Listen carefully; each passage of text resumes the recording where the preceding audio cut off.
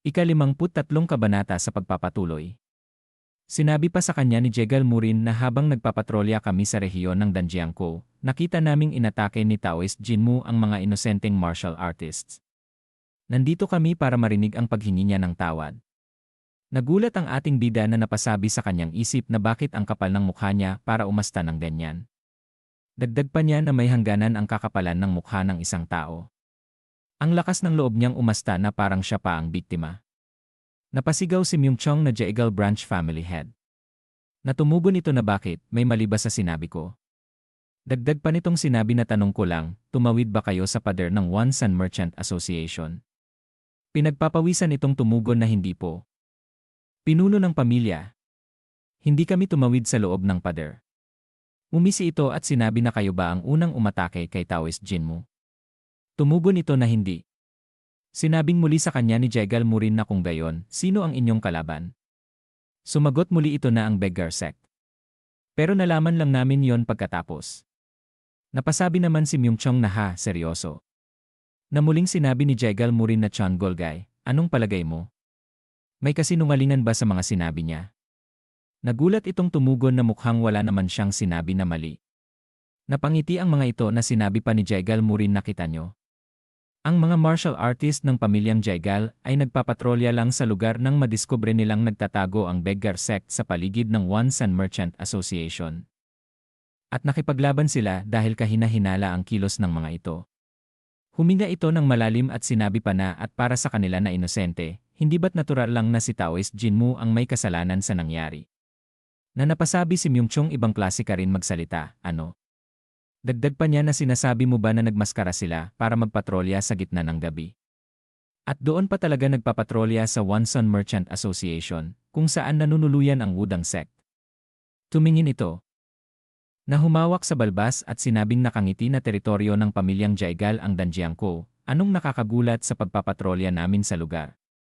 Napatingin ang ating bida at sinabi sa kanyang sarili na hindi lang siya makapal ang mukha, may lakas pa ng loob na diretsahang angkinin ang Danjiangkou bilang teritoryo nila para hindi na kami makapalad.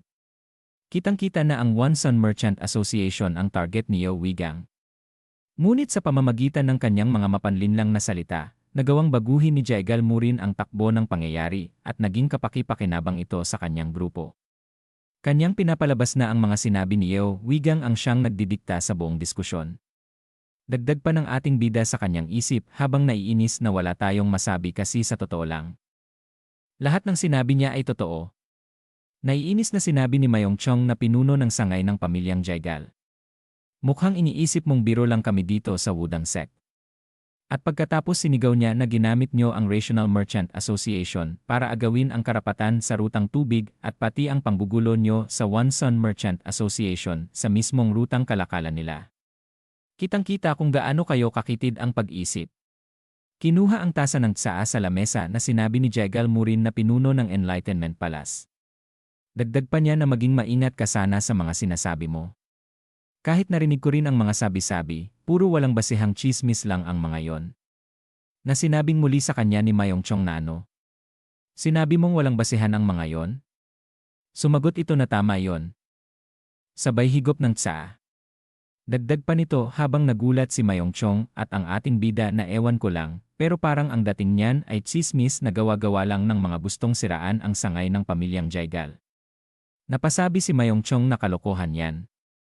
Sinabing muli sa kanila ni Jegal Murin na kung hindi mo ako paniwalaan, pwede tayong magtungo sa Rational Merchant Association ngayon din para magtanong.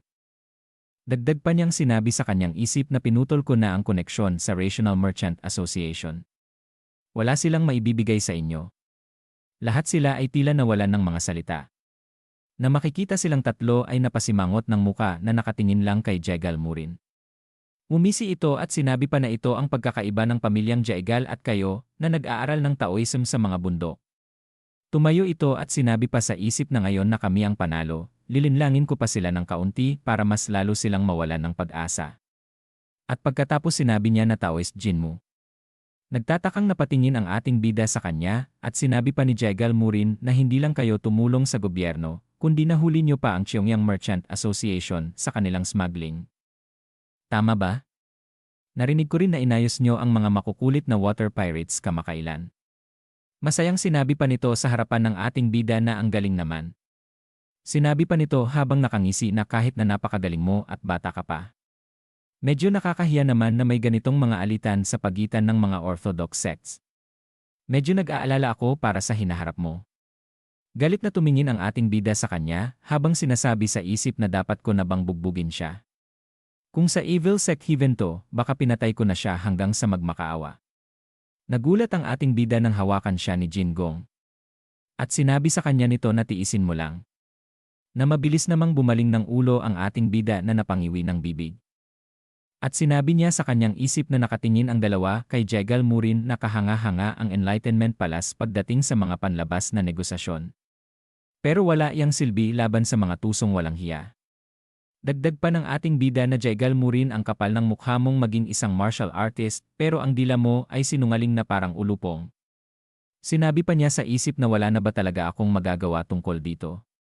Kailangan kong makahanap ng paraan para malampasan ito. At ilang sandali pa ay may napakinggan siya. Isang boses na nagmumula sa sound transmission. Na napasabi ang ating bida na ang tinig na ito ay kay Chung Sang gamit ang sound transmission niya. Sinabi ni Chung Sang habang duguan ang kamay na Master Uncle. Nakumpirma ko na ang pagkakakilanlan ng taong iniwan mo sa akin. Siya si Ju-hak mula sa Dark Heaven Squad ng pamilyang Jegal. Na agad na napangisi ng masama ang ating bida sa pagkarinig niya nito. At napawi ka pa sa kanyang sarili na sinasabi ko na nga ba. Tama ang naging desisyon kong ipaubaya siya kay Chung Sang. Kung ako lang ang masusunod, matagal na siyang patay sa isang iglap. Pero naisip kong mas mabuting alamin muna kung sino siya sa pamamagitan ng interogasyon. Makikita ang langit na sinabi pa niya sa kanyang isip na dahil doon. Nagawa na nating malampasan ang sitwasyong ito. Ngumisi ang ating bida na nakatingin kay Jegal Murin habang sinasabi niya sa kanyang isip na isang paraan upang putulin natin ang dila ng mapang-uyam na basurang iyon at iligtas ang sektang wudang na natalo sa kanya sa labanan ng mga salita. At pagkatapos lumapit siya kay Elder Myung-chong, sinasabi niya na may nais akong sabihin sa pinuno ng sangay ng pamilyang Jegal. Tumugon ito na sige sabihin mo. Humakbang siya pauna habang sinasabi na Jegal Branch Family Head. Kaya mo bang panindigan ang sinabi mo? Na hindi mo sinusubaybayan ang wudang sect? Tumugon ito ng seryoso at sinabi na siyempre naman. Ngumisi ang ating bida at sinabi na ganun ba? Dagdag pa niya na ako ay tinambangan kanina habang nasa labas ako. Nagulat ang dalawa na si Jin Hong at si Elder Myung-chong at napasabi na pananambang. Pagkarinig ito ni Jegal Murin napakunot ito ng noo na nakatingin sa ating bida. Sinabi sa kanya ng ating bida habang makikita ang bubong na ninais ko sanang mag-enjoy sa simoy ng ilog at naglalakad-lakad ako nang madiskubre kung may sumusunod sa akin ng lihim. Dagdag pa niya habang ikinagulat ng leader ng Dark Heaven Squad na ang taong iyon ay napakahusay sa pagpapanggap. At binabantayan ako. Na pinagpawisan ito ng malapot at napasabi sa isip na buwisit, nakalimutan ko yon. Na sinabi pa ng ating bida na pagkatapos ng aming investigasyon, natuklasan namin na siya ay tinatawag na Ju-hak. Isang tao na kabilang sa pamilyang Jegal. Na ikinagulat ito ni Jegal Murin. Pati na si Jin Gong at si Elder Myung-chong. Habang nangangalit naman ang muka nito na nanginginig. Napasigaw si Jegal Murin na tumahimik ka. Kalokohan yan. Nananlaki ang mata nito na napasabi sa kanyang isip na wala akong natanggap na ulat na si Ju-hak ay nagmamasid kay Jinmu. At pagkatapos sinabi nito na napaka-imposible niyan. Makakapagbigay ka ba ng patunay sa sinabi mo? Tumugon ang ating bida at sinabi na oo. May isang taong nakakita sa kanya. At itinuro niya ito at sinabi na pinuno ng sanga ng mga pulubi, kilala mo siya, di ba? Na tinanong siya ni Elder Myung-chong na yung Seonggay, totoo ba ang sinasabi niya? Na makikita ang ating bida na nag-aapoy sa likuran na nakatingin dito. Napautal-utal na tumugon na ito daw ay. Na muli na namang sinabi ni Myung-chong na tinatanong kita, totoo ba ang sinasabi niya? Makikita ang ating bida na nakatikom ang kamao na tinatakot si Yong Seonggay. Sinasabi niya sa kanyang isip na sabihin mo, ikaw na walang hiya. Ang Yang Sobang ang nag-utos sa'yo na magsagawa ng background check sa akin. Di ba? Dagdag pa niya na nakita ako ng Yang Sobang na yon. Na nakipaglaban sa lintik na Ju-hak na yon, bakit hindi ka nagsasalita gamit ang bunganga mo? Nagulat ang ating bida at ang elder nang mapakinggan nila ang isang boses na huwag mong masyadong bigyan ng presyon ang isang alagad ng sangay ng mga pulubi. Ang nagsasalita pala ay siyang sobang na nakangiti na may tangay pa ding damo sa bibig. At sinabi mula sa trangkahan na medyo nahuli ako. At dito na po nagtatapos ang ika-53 kabanata.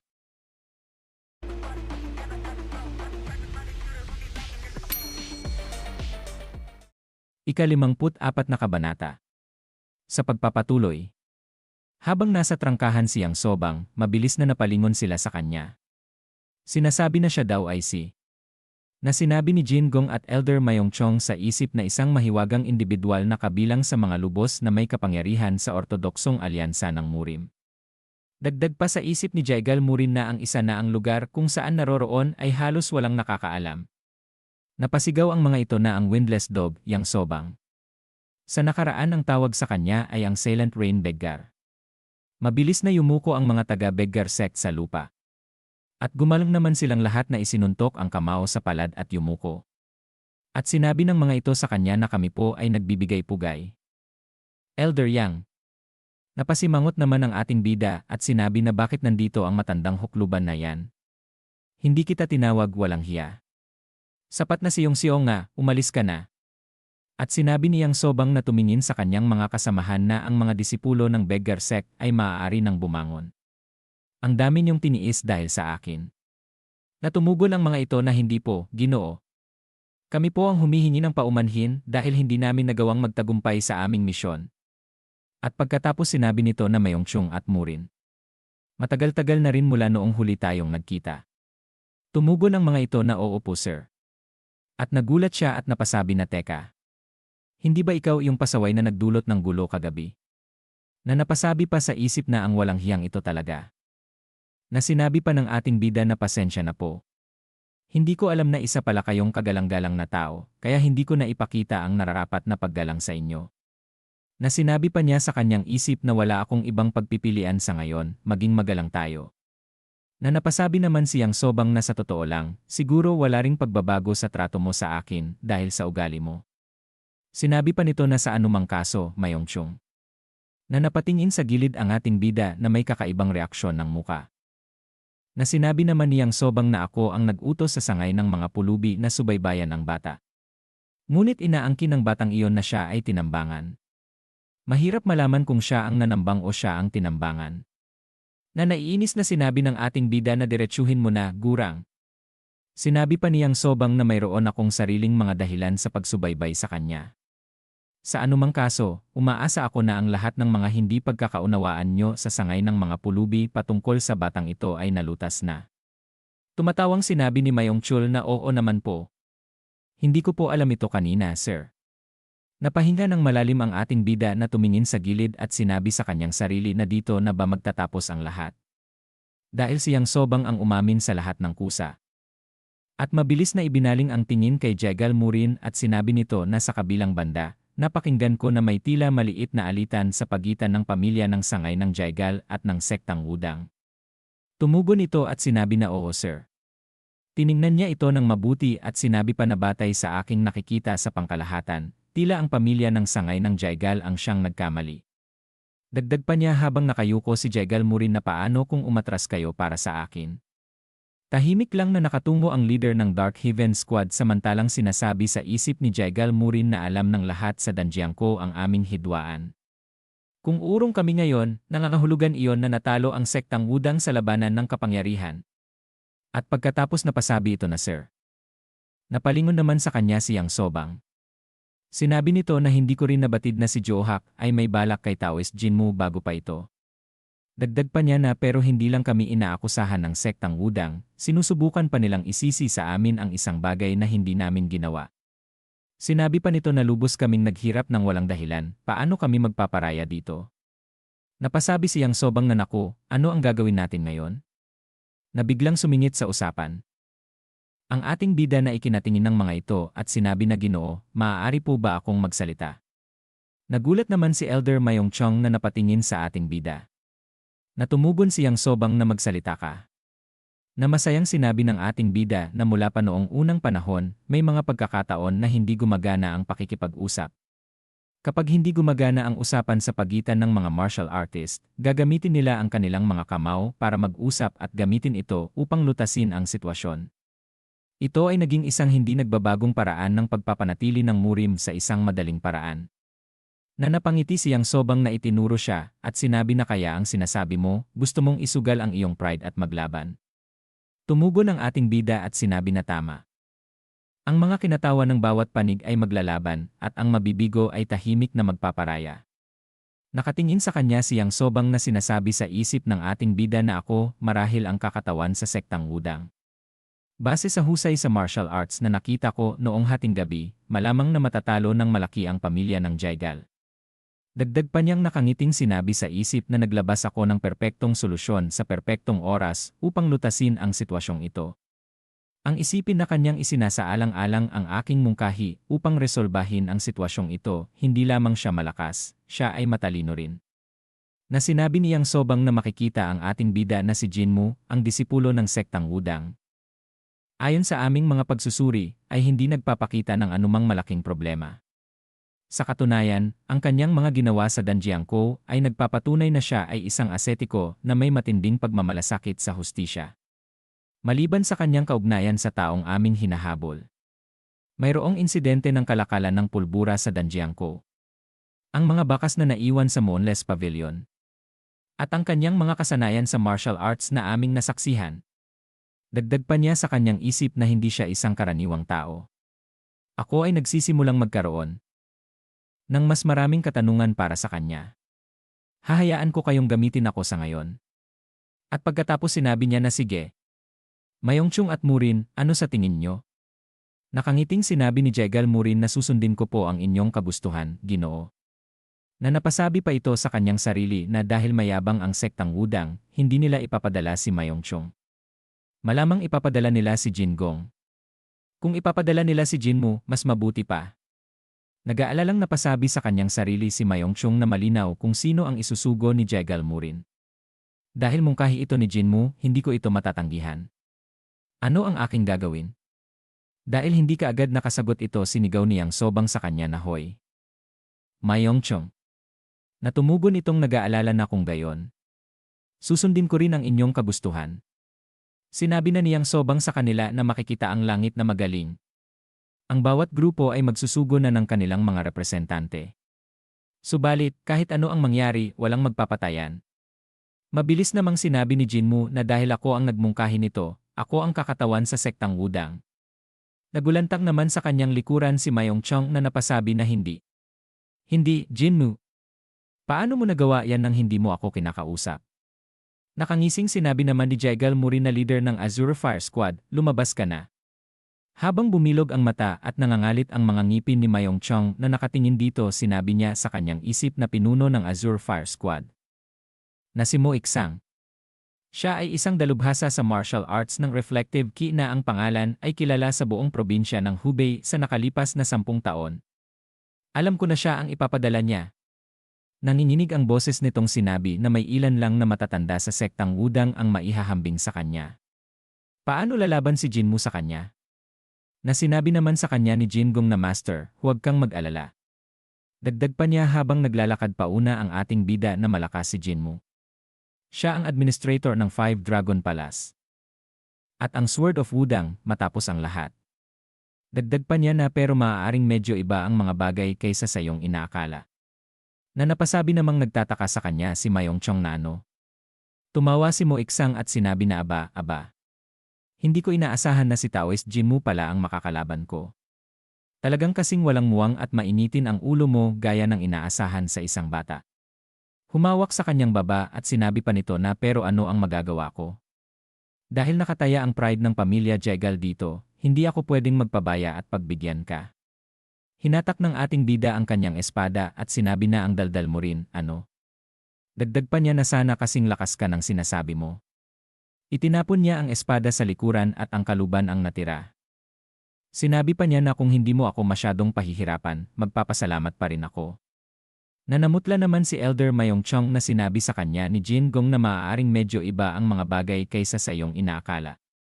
Sa sektang Wudang, na makikita ang bibig nito ay napangiwi sa kanyang narinig. At inihanda ang espadang kahoy na sinabi nito na siguro, hindi ka tinuruan na maging magalang sa mga martial artist na mas nakatatanda sa'yo, ano? Habang tinatapik-tapik ng ating bida ng kanyang daliri ang kaluban, sinabi niya na maging magalang sa mga senior. Mga taong kailangan lang ng kalokohan ang magbibigay pansin dyan. Na siya ay mabilis na sumugod dito. Winasiwas ang kahoy na espada nito at napasabi sa kanyang isip na siya ay mabilis. Naiwasan naman ito ng ating bida habang pinagmamasdan niya ito. Mabilis na hinampas niya ang kanyang espada sa tagiliran nito na agad naman niyang napansin. At pagkatapos mabilis na hinarang niya ito. At mabilis na dumistansya sa ating bida. Na sila ay panandaliang napatigil sa paglalaban. Sinabi sa kanya ng ating bida na mukhang gulat na gulat ka. Akala mo hindi ka matutulak ng ganoon lang. Dagdag pa niya habang napangiwi ng muka ito nang makita niya ang espadang kahoy na gamit niya ay halos masira na kanyang pinagtatakahan. At dito na po nagtatapos ang ika-54 na kabanata.